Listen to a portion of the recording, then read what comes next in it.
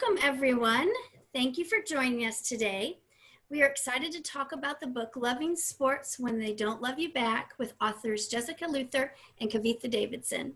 If you have questions for Jessica or Kavitha, please post them in the chat and we will get to them at the end of the program.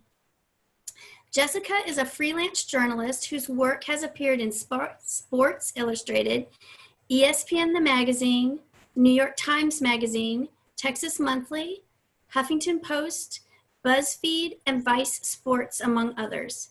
She is the author of Unsportsmanlike Conduct, College Football, and the Politics of Rape, and has written extensively on the intersection of sports and violence off the field.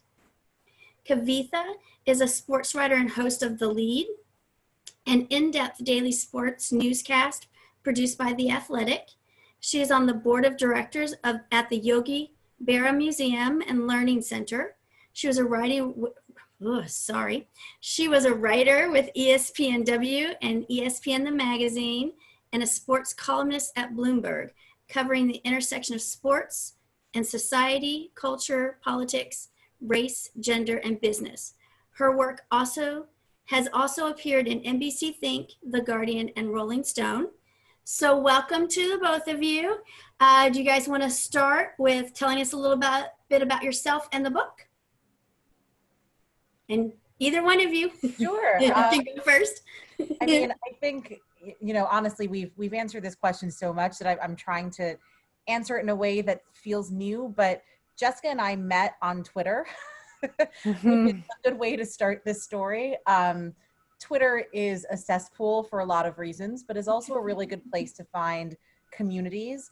And I think one of the through lines of the book is that the benefit of sports is the community that it allows you to forge and build.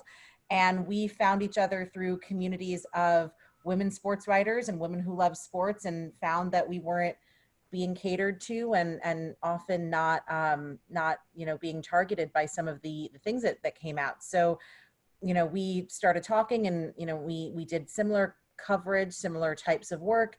And I think it was around the time that the Super Bowl happens, when you have these like really condescending pieces coming out that mostly targeted toward women who clearly are not supposed to be sports fans. And it's usually, how to throw the best Super Bowl party, and also how to talk to your boyfriend about football. And we were just tired of it, to be honest. So we started talking about how to turn that idea on its head, the idea that the prototypical sports fan is not a woman who knows anything about sports, because clearly both of us belie that notion. And it kind of went from there. And I think Jessica has a much better, much more elegant way of putting that. No, I don't. That was very good. We did take this kind of snarky idea to the University of Texas Press, and we had a very good editor there, Casey Cottrell, who sort of massaged it into this much more serious and book-length project. So we're very thankful for Casey. I think the other thing, Kavitha mentioned this very briefly, but we're huge sports fans. I grew up a ginormous Florida State football fan. It's where where my parents went, and where I went to university, mainly because I wanted to watch Florida State football games. And I did. We were great when I was there. We won the national championship. And then I actually moved here to go to grad school, or here in Austin, to go to grad school at the University of Texas. And it was only a few years later that they won the national championship. And my dad was like, where else should we send you to school? We could talk about this at some point. I don't really watch college football anymore for a whole host of reasons, but I'm a huge tennis fan, watched a lot of basketball. Kavitha's a huge baseball head. So we're just huge sports fans, but also feel like sports could do a lot better as far as how it imagines what the fan is and how to be more inclusive. Well, I have to say, I'm definitely one of those who I'm the only girl out of, I think, all of the cousins. So I grew up with, sports and those sorts of things too. And I always think it's funny when you have conversations with people and they're like, oh, like you actually know the rules of the game, and like, how it's played and that sort of thing. So I think it's really interesting that advertisers and the sports community itself hasn't really figured that out yet. I go to games. There are lots of women there. It's interesting that we still have this myth that women aren't sports fans. Yeah, I think that is changing. I totally feel you on that frustration. I have a sports business reporting background.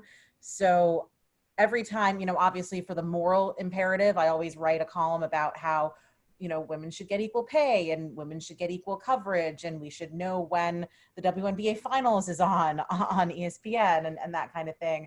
And I always tried to make that argument from a business perspective, because you're not going to really, frankly, convince people that this is the right thing to do unless it's the right thing to do that will also make you money. But I do feel you on that frustration. I do think that is changing, but it's such a slow process to change the thinking patterns behind the people who are making those decisions, right? But I think we're seeing that, right? I mean, we're seeing, even before, 2020 is such a weird, this is a whole other discussion, right? But even before 2020, we were seeing Major League Baseball ads targeting, the father-daughter relationship, and that's a good ad too. It works. Such a good ad, right? And I always hate myself when I watch it, because I'm like, this works on me. I know. But I do think that that's changing. At the same time, it is. Jessica and I have talked about this. We've written about this in the book.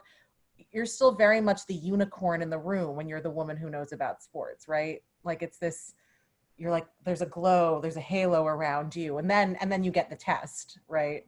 I think it's strange. Kavitha can talk to this really well because she has the business background, but I do think it's deeply strange how hard it can be often as a women's sports fan, but specifically a fan of women's sport, to give your money to companies. So we just had a really good example of this. So Australia and New Zealand are going to co-host the 2023 Women's World Cup. It's a huge sport there. Women's soccer is huge there. They possibly have the very best female soccer player in the entire world, Sam Kerr.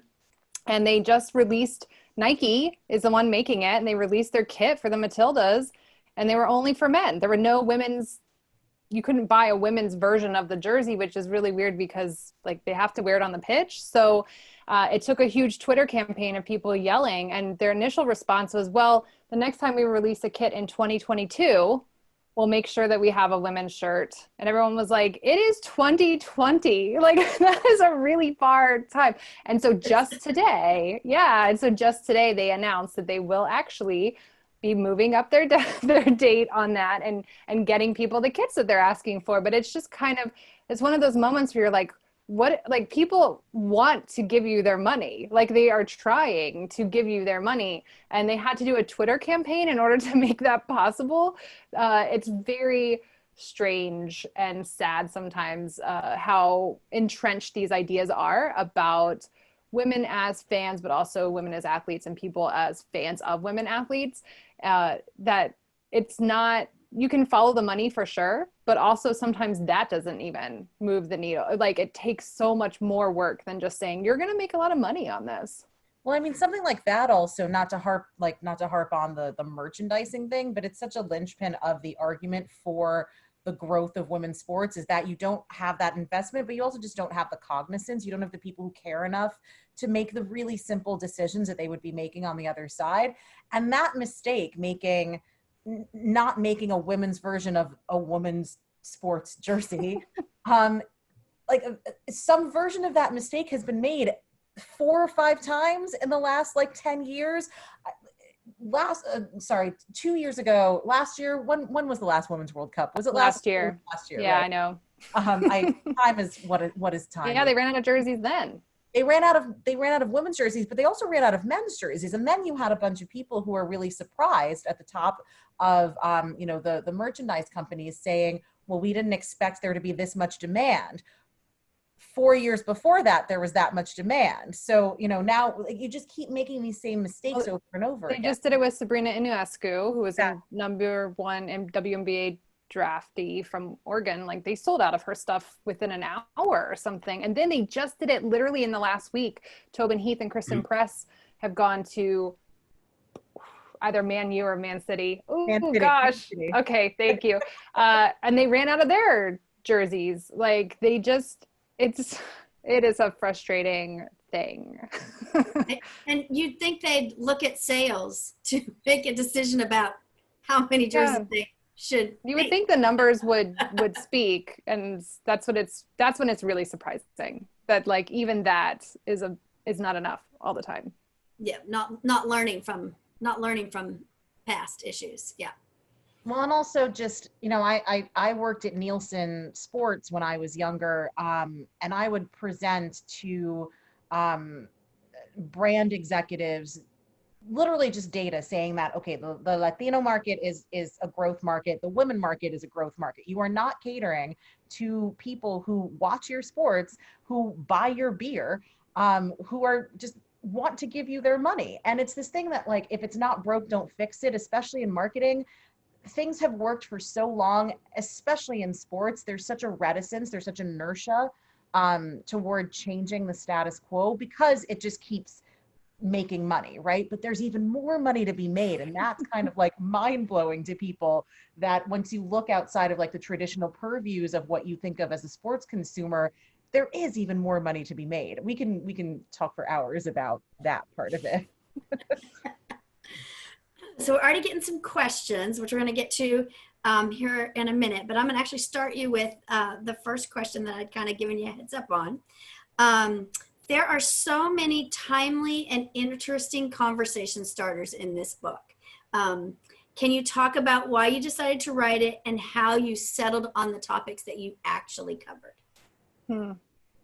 Yeah, well, Kavitha explained sort of the initial impetus for writing it. And I think, again, I know I already mentioned Casey, but Casey was such a huge, our editor was just a huge champion for this book, like believed in it from the beginning to the moment that it hit shelves. And there were times where he believed in it more than us, I think, and like really pulled us over that line. I think it's hard to remember. Book writing is a really long process, so that the point when we decided what we were going to write on was years ago at this point. And especially in this moment, it's Wednesday, that snuck up on me. Next week is October. Like I have no sense of time at this point. But my memory, and Kavitha, you correct me if this is not how you remember it, but is that we made like a pretty big master list of possible topics. Like, and a lot of these things are things that Kavitha and I have cared about in some way throughout our career, and things that have bothered us or that we've struggled with as conscientious sports fans.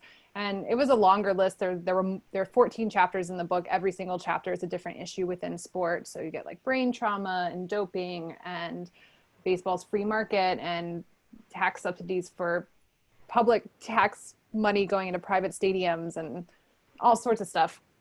And I think there were 14 of those that ended up in the book. There was a much longer list initially, and we pared that down, and then we just divided it up. That one of the reasons this book worked well as co-authors is that one of us could take a topic on and then send it over to the other person, and we'd basically draft it, and we could go back and forth in editing process. But I think it was mainly stuff we cared about, is my memory of it, is how we got to what we got to.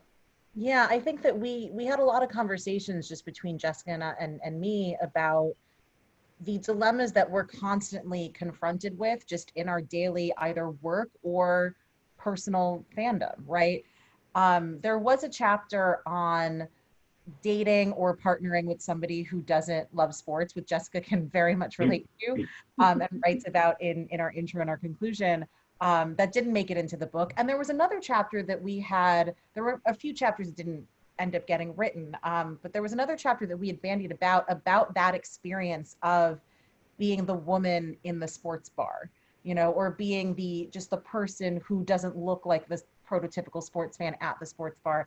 And I have a lot of friends who are in the service industry, and I talked to a couple of them who are women bartenders, and especially from that role, right? Because you're not just a patron and the customer is always right, and you have to take all kinds of abuse on all fronts. But then when you are the knowledgeable sports fan who is also the bartender, like I just remember having these conversations with women and just with people that we knew, and realizing that we weren't the only ones confronted with these things. And Jessica says this so well whenever we do these interviews. We hope that people feel seen in reading some of these chapters, because how these came about was realizing that we weren't the only ones, and finding, again, just finding that community among people that we knew or people who didn't always talk about these kinds of things. Being able to read that hopefully is something that people will get out of this. So, how would you continue to encourage young women, especially girls, to persevere through the tumult of good Lord, sorry, the tumult of inequity to be athletes, sports writers, people influential in marketing, sales, etc., who feel like they aren't seeing their heroes taken seriously? I think that kind of doves into what we were already talking about, being the only woman in the room, that sort of stuff. Yeah, I think part of it is acknowledging that it's hard, like that is a tough thing to do, and that it will feel hard, and there are times it will feel very isolating. Like I don't do press boxes very often because of the work I do is a lot of culture writing rather than covering games. But last year I went to the Women's World Cup and I was actually shocked. Like there were more women there than I would understand are normally in a soccer press box. But we were all like it was mainly men, and there were just only so many women. And I feel like I could almost name all of them, especially the English speaking ones who were there.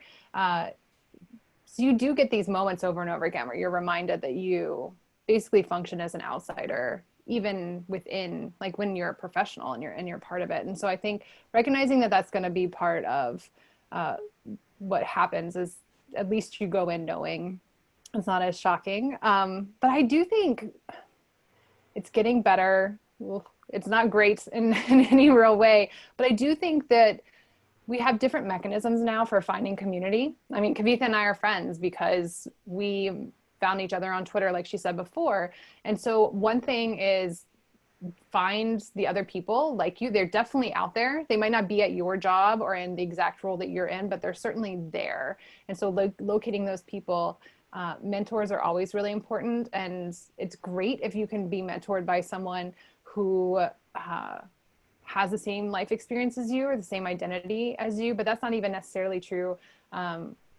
Sometimes the dudes come through. If you can find someone to help mentor you through that you can turn to talk to about these things, about these frustrations, it's a cool job to get to do. Like, if you love sports, to be able to sit around and think and move in spaces where everyone else is thinking and writing and talking about sports all the time. I mean, that part of it always helps, I think. Like, trying to find a way to continue to love sports, which obviously we wrote a whole book about that struggle, I think helps, reminding yourself why you're doing it. I think also the realization, like Jessica said, that it's going to be hard, but that just your existence in this space is enough. Like that's forging the way forward for other people, for future generations to come into this space. And there's going to be somebody in 5 years who sees you writing in this space or speaking or appearing in this space, who will look back on seeing that and think that they're capable of doing that because of that, because they were able to see you. I think also there's something to be said about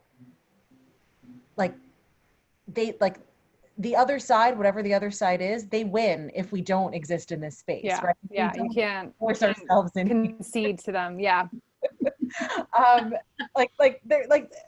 sounds a little antagonistic, but it's true, right? Like, we are naturally drawn to these games because of something in us, regardless of our gender identity or our race or anything. But us forcing ourselves to persist in this space allows for the fact that these spaces are supposed to be inclusive, and that broader spaces are also supposed to be inclusive beyond just sports. So I mean, but it is hard, it really is. And what Jessica said about mentors and finding the community is absolutely true. I think that I was resistant for a long time in the very nascency of my sports career, my sports writing career, to find those established communities. But between AWSM and AAJA, for me, Asian American Journalists Association, NABJ. I know so many Black journalists who get so much worth out of being part of NABJ and NAHJ for our Latinx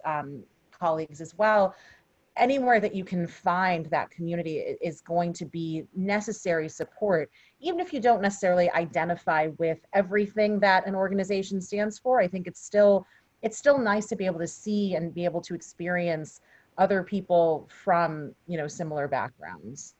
And I just want to add really quickly that we actually have a chapter in the book about sports media, and the way that we handle that chapter is different than all the others. So sports media is amazingly white and amazingly male, even compared to other media that's bad on diversity. Sports sort of takes the cake in that way. And so we sort of sent out a call to, I don't know, 20 something, I don't know how many people, anyone who didn't fit sort of the white, male, cisgendered, hetero box, anyone who was outside of that, and asked them for their experiences within sports media. And one of the joys for me is that I actually got to interview Christine Brennan for that section. And so that chapter is kind of just an oral history of all these voices within sports media. And I will say, one thing that helps me when things are hard is like to go find the optimistic voices and read them or listen to them. So if you are a woman in sports and you want to feel optimistic about where we are going, I would just say go find Christine Brennan talking about anything to do with Title IX and what she's seen. I mean, she's like a pioneer in this field. So she's been in this for decades, and like her, and it was just something to listen to her. She was so gracious with her time, and she really believes that, like, in the future, there's just going to be so many more women. That Title IX, we're very fortunate in this country to have something like Title IX, and that just over time, it builds and builds and builds. And so she made me feel much better about it than I than I normally do. So I'm going to switch gears a little bit. I'm going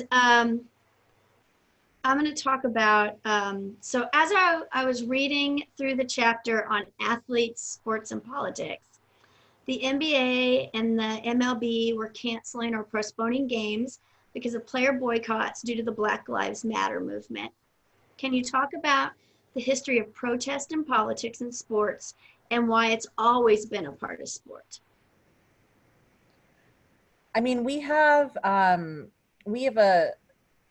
quote or a section from a column that I wrote a few years ago when athlete protests really started to become more than just Colin Kaepernick, like in the forefront. Started honestly with the WNBA in recent times. But there's a quote in there where I wrote something to the effect of, sports and politics have always intersected. They've never been separated. The separation is what has taken effort to uphold. And you can go back, I mean, you don't even need to go back in modern times. You can go back to ancient times to demonstrate that. But, you know, you can talk about Jesse Owens, you can talk about Hitler trying to use the Berlin Games as, you know, a demonstration of Aryan supremacy. You can, like decades on, you know, Muhammad Ali, Jackie Robinson before then, and the way that sports have reflected the intersection of sports and politics has always been with an eye toward what is happening in the country or the world beyond just, you know, the lines, beyond the court or the field or anything like that. So, I mean, it's almost laughable that we still have this notion that sports and politics are like that. Sticking to sports is even possible. I think it's more possible for some people than it is for others, but it's just never actually been a thing. I wish I had a more eloquent way to put that.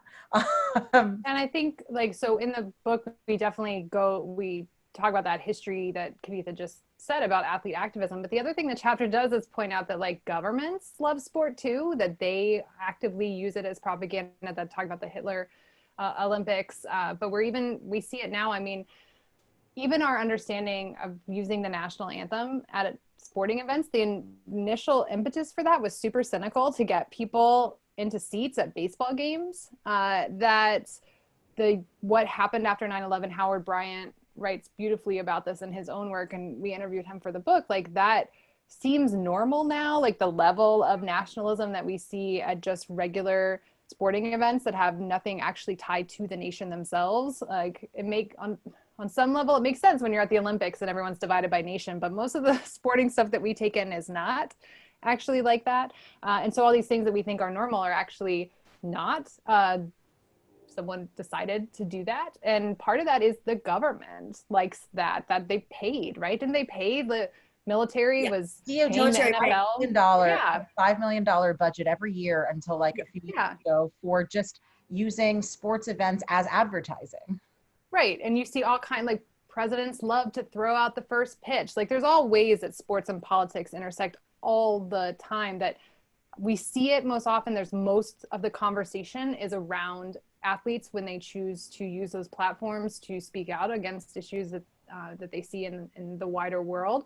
But I mean, right now, Big Ten football is like the number 3 issue in the presidential election. So people are being very blatant about the fact that Big Ten football coming back will be good for one presidential candidate versus the other. Like it's all those things are just wrapped into each other all the time. And I just obviously agree 100% with Kavitha that it's the unwrapping of that it takes so much work. We had to make up a whole, like we have a phrase, we made up a phrase, stick to sports, because you have to say that over and over to actively do that work all the time, because it's really hard to stick to sports because it's just not, it doesn't operate that way in the real world.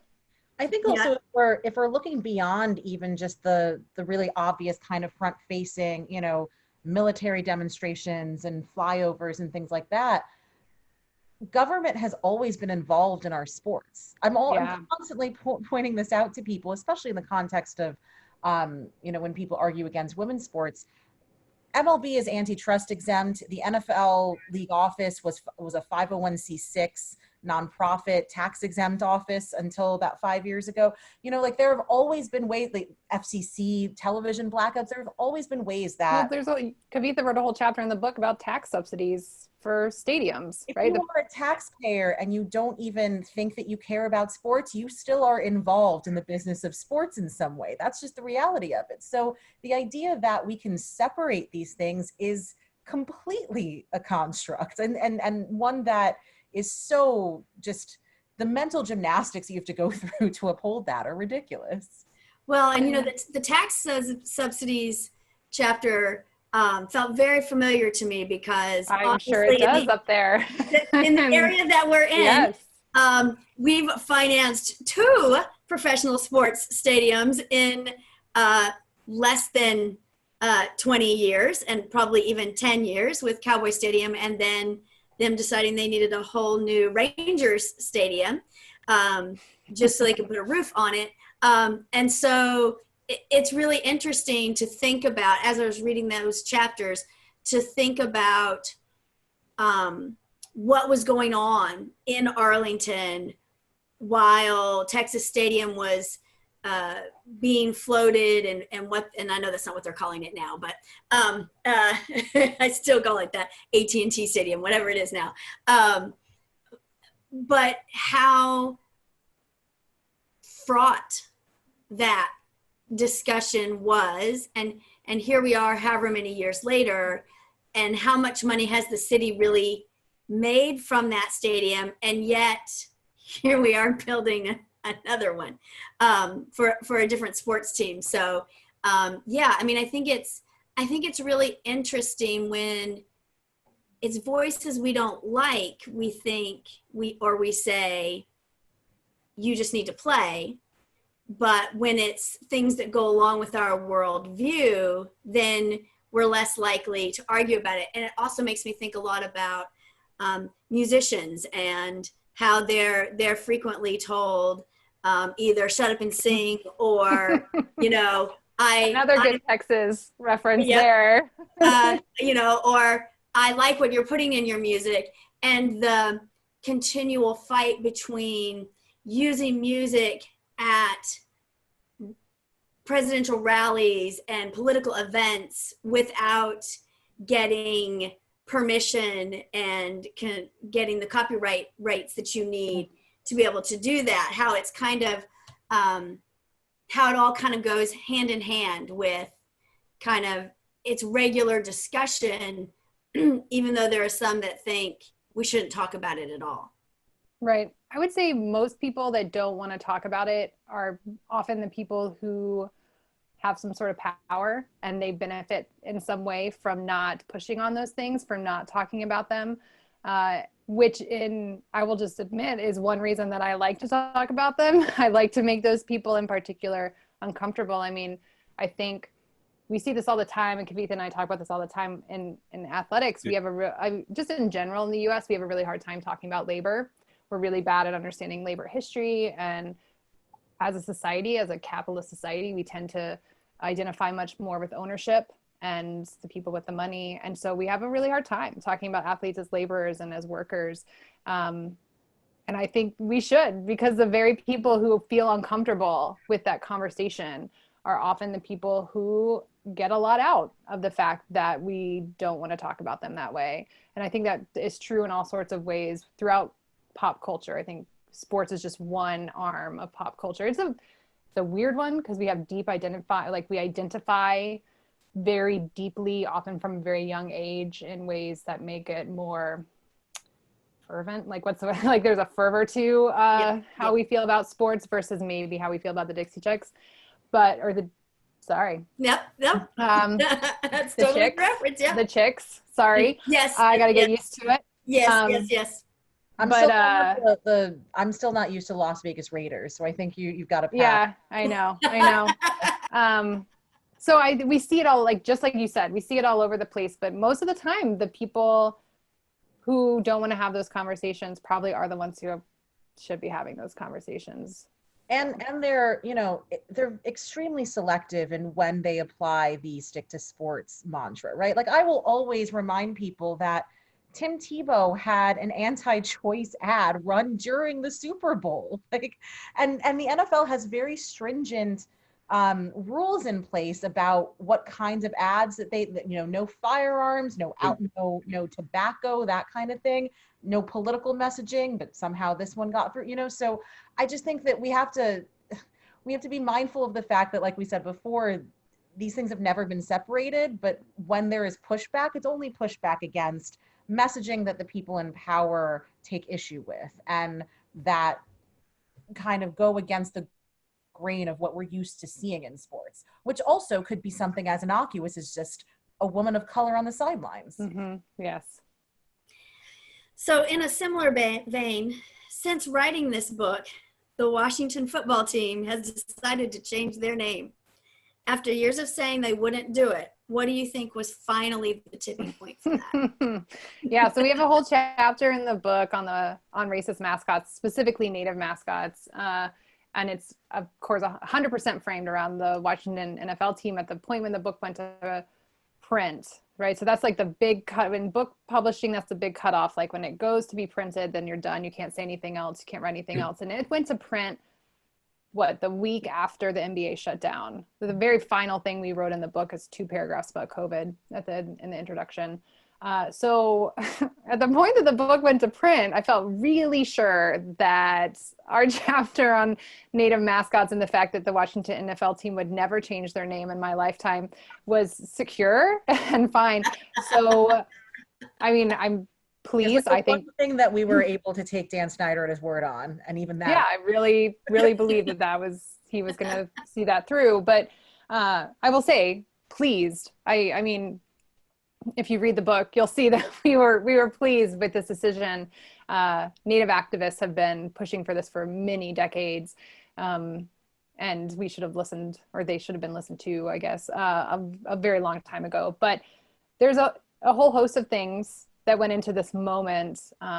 Certainly, I interviewed 2 Native women who cared very much about the name change right after it happened, the initial announcement, and they both gave a lot of props to the Black Lives Matter movement after the murder of George Floyd and all of those protests that we saw, and they started to move in, they got bigger than just police violence and anti-Black violence. And so we were seeing people pull down statues of Columbus and other colonizers. And and they did this. They had to remove a statue at the former, right? It was like the RFK Stadium, which they used to be at again. They used to be at, Right. and there was a statue of the man who brought the team from Boston. The original owner's name, they changed. Yeah, and he's the one who picked the name. And they had to take that statue down. But really, the entire story, I think, all of that mattered, all that momentum, but they just scared FedEx. I think FedEx not only was a stadium, the FedEx Stadium, so they paid for those naming rights, but Kavitha clued me into the fact that one of the minority owners, yes, was the chairman of FedEx, Yeah. or say it right. I'm always going to go to the business. Like I'm going to follow the money, honestly, because I don't think that Dan Snyder just happened to have a come to Jesus moment, you know. But the CEO of FedEx is a minority shareholder in the Washington football team. And in addition, so FedEx wrote a letter, 100 investors in various boutique firms also wrote letters to the companies that they invest with. And those companies were FedEx, Nike, and Pepsi. And Nike and Pepsi, especially, like you can talk about FedEx having the personal connection with the naming rights to the stadium and with their shareholder, but Nike and Pepsi are major sponsors of the league at large. So at that point, you're getting league pressure from sponsor pressure, right? And that's just what it all comes down to, is major corporations realizing that Black Lives Matter, that representation mattering, that being socially conscious is good business. Whether it's the right thing to do, I won't be able to speak for them on that, but they are realizing finally that it is good business. And that forced the hand. They wouldn't have done this if it were just out of the goodness of their heart, frankly. No. And it took, you know, it's always, I feel like we always have to acknowledge the deep sadness of the moments. Like everything that came after the murder of George Floyd is deeply sad because of what precipitated it. But even all those protests, there's a way you can argue that COVID played a large role in like how large they were and the response that all these people had, in part because of governmental failure in so many different ways, including what we all saw on those horrific videos.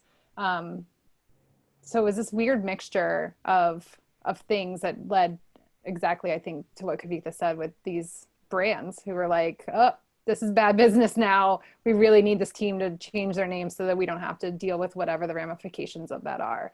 And so money is the answer, I think, because it certainly wasn't Native activists telling them for a long time. Right. So. And do you think the pulling of the copyright had anything to do with that as well? So Dan Snyder has a really interesting history when it comes to the trademark office, and I've actually fallen down this rabbit hole quite a few times.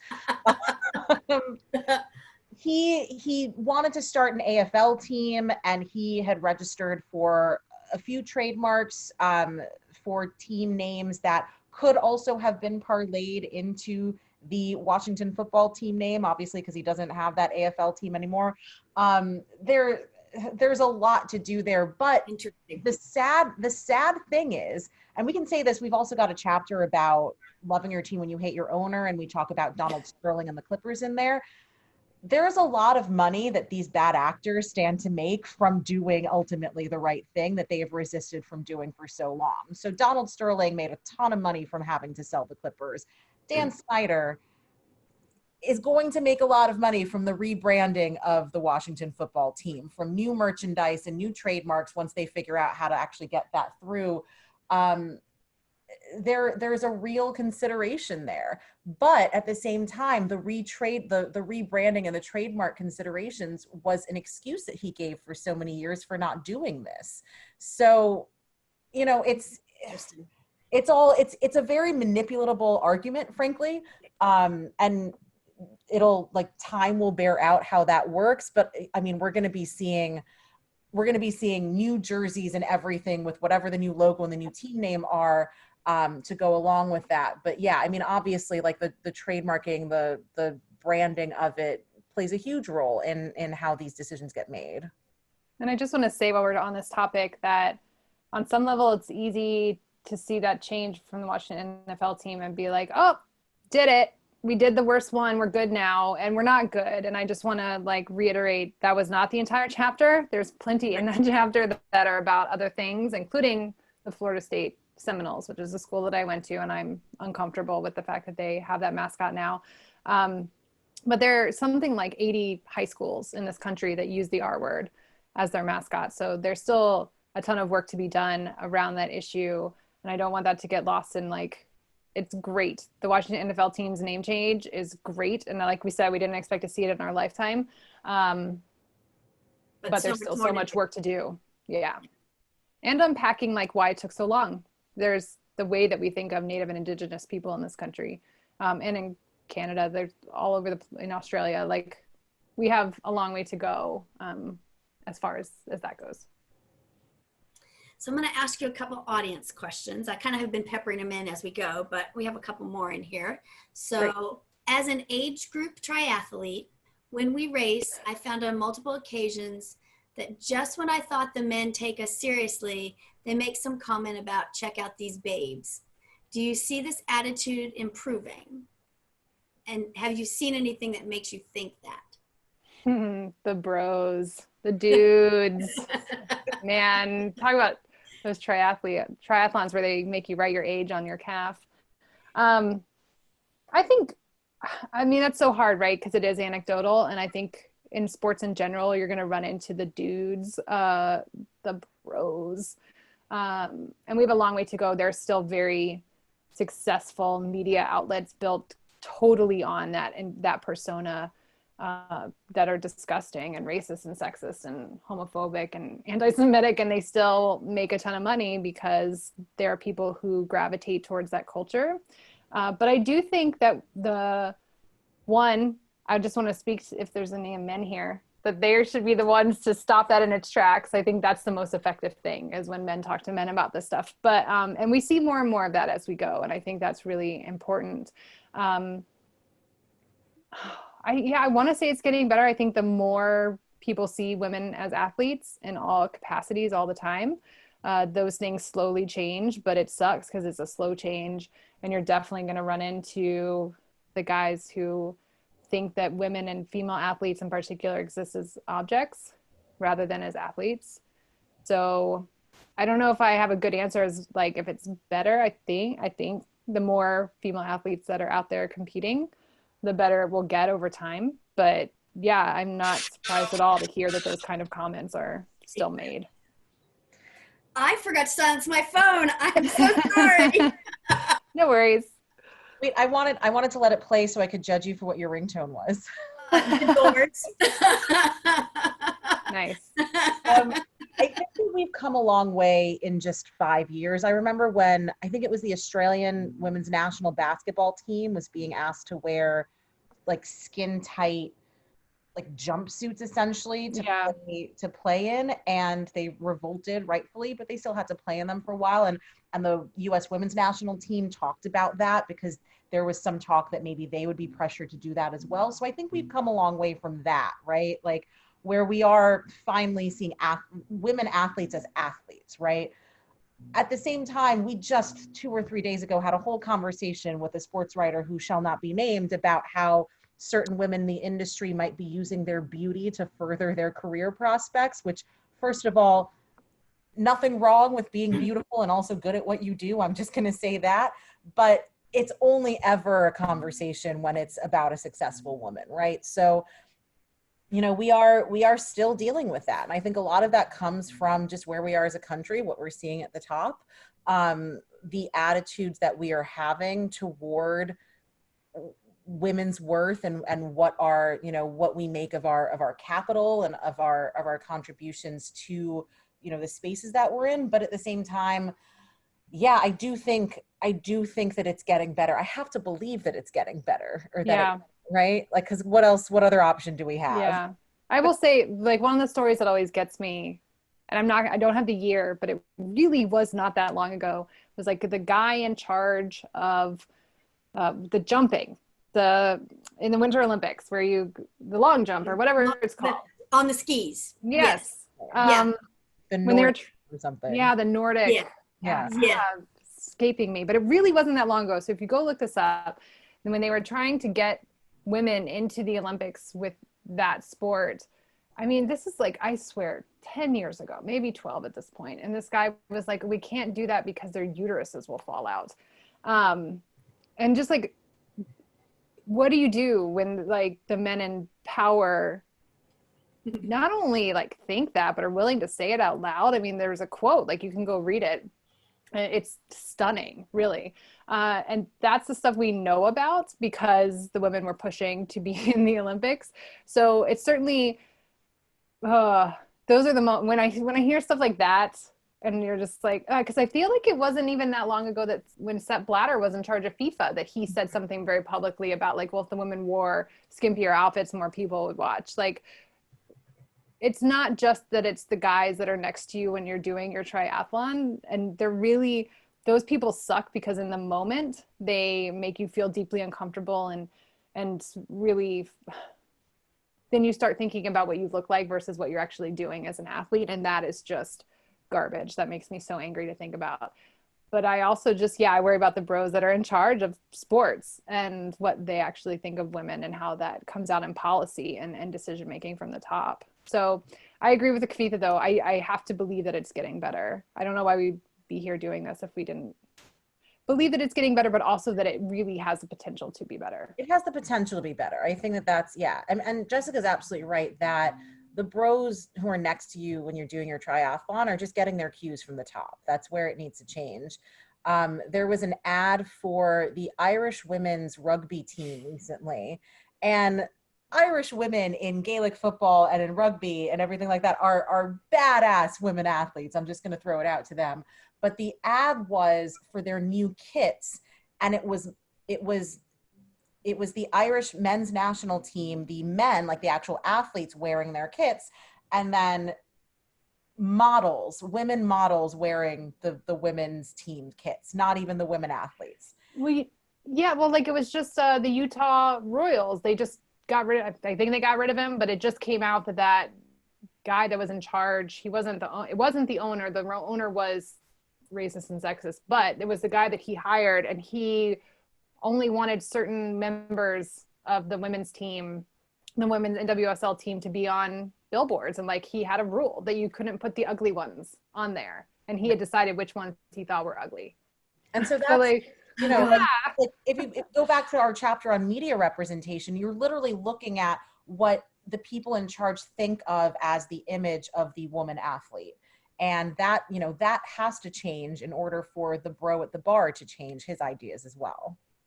I think that was one thing that was super powerful about Megan Rapinoe last summer was she's beautiful. Don't get me wrong. I think she's gorgeous, but she's not necessarily what you think of as stereotypical female athlete. That's the same with Serena, right? Like, I love Serena and could talk about her all day and think she's so stunning, but that's part of what she's had to fight against her entire career, is this idea that she's not pretty enough, which is, racist. And her body doesn't look right. And yeah. Oof. Wouldn't it be nice if we would just judge people on their actual athleticism and not on all of the other stuff? She serves 128 miles an hour. That's all that we should be caring about. Yes. It's true. Absolutely. Yes. So another question is, what would you like your book to accomplish? I mean, I always want to change people's minds. I don't know how much I change people's minds. Sometimes you feel like you're yelling into the wind. But yeah, I hope Kavitha said this earlier, but I do really hope people feel seen. So if someone picks up this book and recognizes themselves in it, and they see our frustration and they see our own ethical dilemmas, like a lot of this book is about us as fans trying to figure out how to love these things that are hard to love because of the infrastructure and the system around them. I would feel accomplished and people have contacted us to say that the book made them feel less alone as a sports fan, and that feels huge to me. But yeah, if someone reading this because they don't know how to feel about brain trauma in football gets to the chapter on Native mascots and they read that and that makes them rethink that issue, maybe it doesn't change their mind initially, but even if we just put that little burr in there that like sort of grinds over time, that's the kind of stuff I want people even if they disagree with us, I would feel accomplished if it makes them want to have a conversation about it. Like that, I feel like that's all that I want really in my work most of the time. I think especially for the people who disagree with us or who might be reticent to think about sports in this way. And I think too often on Twitter or social media, or, you know, you see a headline or something and you think, oh, this is going to go somewhere that I don't like it. So you're not going to read the rest of it, even if it's a nuanced, complicated thing to talk about.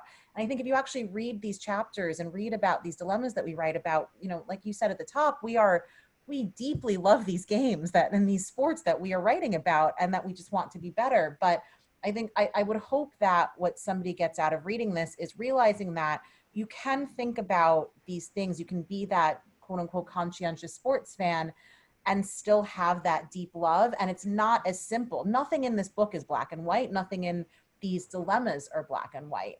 And it's not as simple as, oh, you know, this bad, this good, you know, there's no way to make those two things come together. So yeah, I mean, I hope that the people who disagree with us see that this is something that we really wrestle with and that we think about a lot, and that we're not trying to end sports, you know. Yeah, It's geez. like really far from that truth. And then the other side, like Jessica said, is I hope that people who maybe didn't always think that other people felt these same dilemmas, or at least, you know, similar dilemmas, that they find the community in the book.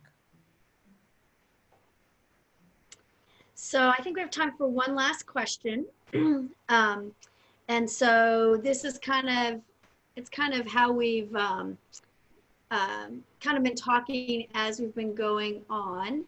But I'm always the unicorn in the room, female sports fan, and listening to my local radio sports program every morning.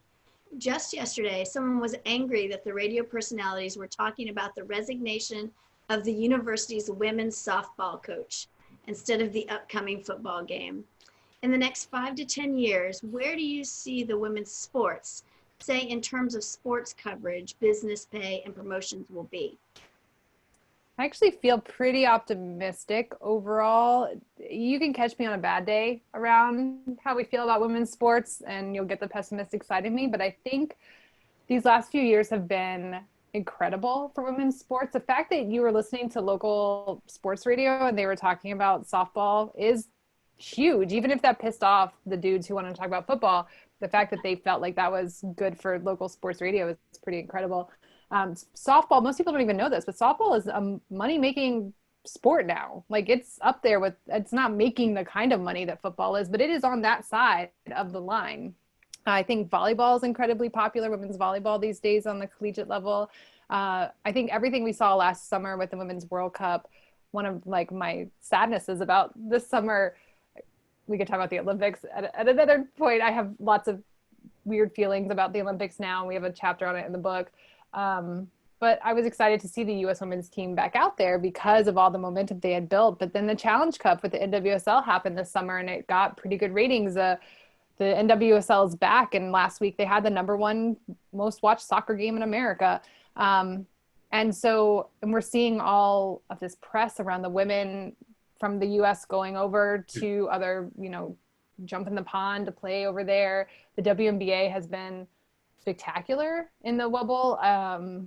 The all kinds of press that they're getting now, just the amount of press coverage of the WNBA is like nothing that I have seen before. I can't keep up with it anymore. And you do still have to search out. It's not like the osmosis of the men's game. You don't just like happen to know who won the game last night. You do still have to search that kind of stuff out, but there's too much to read if you are a WNBA fan, which is a hell of a thing to see. I think that I talk about this a lot, but the New York Times has decided that the WNBA is worth covering in a really substantial way, not in the like famous narrative for women's sports is that it's failing and that the news outlets only show up whenever there's trouble. And then that's just the only narrative that ever exists, is that it's falling apart. And we're seeing that countered in so many ways. And like we just talked about, can't keep jerseys on the shelves. People want to buy the merchandise. I feel like it feels very exciting to me in this moment, more than probably any time in my life. This feels the most optimistic as far as where women's sports are going. So I'm excited to hear that your local sports radio was talking about women's sports in what other capacity. But I'm also going to say that, I can kind of see a little bit how the sausage is made from the just internally the media perspective. Like we did an episode of the lead of my podcast at The Athletic last week that was just about the battle between the battle for WNBA MVP. It was just about that. It was exactly the kind of episode that we would have done about the NBA's MVP award. There was nothing social justice related. It was just about it was just straight up Asia versus Brianna. It was great. Yeah. And it didn't take a lot to, get an episode like that approved. And you are seeing that across you're getting ESPN alerts for WNBA series being postponed due to COVID and then when they're going to be rescheduled for. You're getting WNBA playoff games on ESPN in prime time. Like this is something that we have never really seen before to this scale. So I'm like Jessica, I'm extremely optimistic to where this is going. And, the success of the Challenge Cup, the fact that people are wanting to know when these games are, when the NWSL is coming back.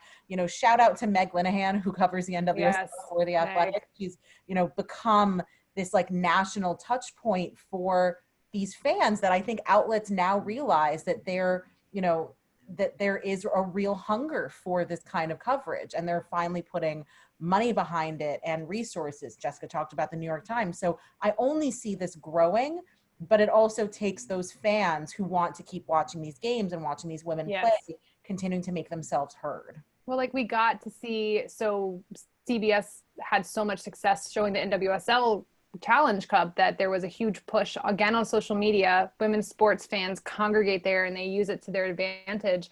They got CBS to show the UEFA Women's Championship, which probably wouldn't have happened otherwise, but CBS saw that. And the other thing I'll say is, we've talked about this a lot here, is the brands are getting it, right? So the NWSL, after last year's World Cup, Budweiser, which was a huge deal, and I think it was Budweiser, it could have been Secret, but one of the two then used their platform and they put out ads saying, hey, other companies, you're making bad financial decisions if you are not also sponsoring this sport.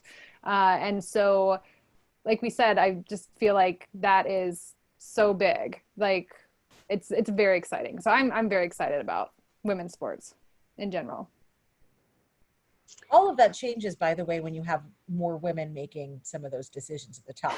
You can also say that, right? When you have women program directors and marketers and designers for merchandise and all of that, that's when some of those decisions finally get made. So. Well, this has been a great conversation. Thank you guys so much for joining us today. And I just want to remind everyone that you can purchase a copy of Jessica and Kavitha's book from the doc. And I've put a slide on the screen with their contact information. I will say that they've been hit by COVID just like everybody else. And so it's probably easier to order the book online and either pick it up or have it sent to you than it is sometimes getting through on the phone with them.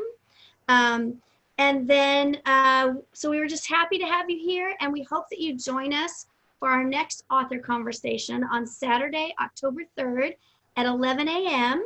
And it's going to be another sports book by author Marjorie Herrera Lewis about her book, When the Men Were Gone.